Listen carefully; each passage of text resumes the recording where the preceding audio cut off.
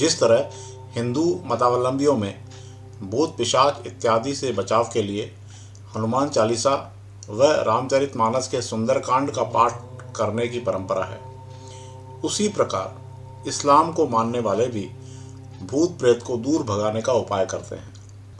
कदाचित सभी मुस्लिमों को उस उपाय के बारे में जानकारी होगी, क्योंकि मदरसे की शुरुआती तालीम में ही उनको इसका रियाज कराया जाता है, मगर शायद हिंदुओं को इसकी जानकारी न हो।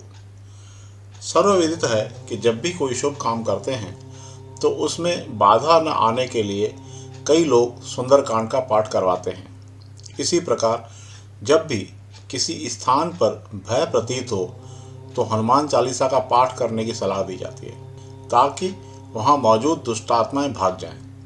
हनुमान चालीसा में तो लिखा ही है कि भूत पिशाच निकट नहीं आवे, महावीर जब नाम सुनावे। स्वाभाविक रूप से यह आम जिज्ञासा होती होगी कि मुस्लिम ऐसी स्थिति में क्या करते हैं।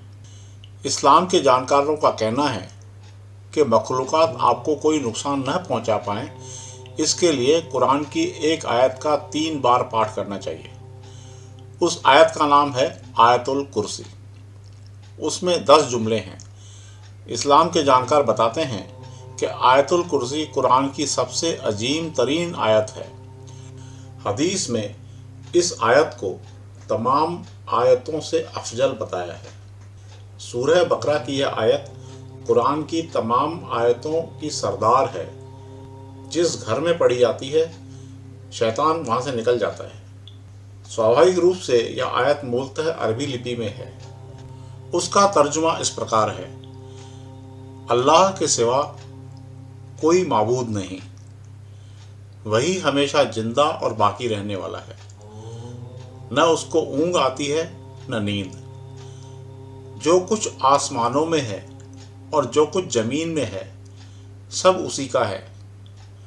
कौन है जो बगैर उसकी इजाजत के उसकी सिफारिश कर सके? वो उसे भी जानता है जो मखलूकात के सामने है और उसे भी जो उनसे ओझल है। बंदे उसके इल्म का जरा भी इहाता नहीं कर सकते, सिवाय उन बातों के इल्म के जो खुद अल्लाह देना चाहे। उसकी हुकूमत की कुर्सी जमीन और आसमान को घेरे हुए है। जमीन और आसमान की हिफाजत उस पर दुश्वार नहीं।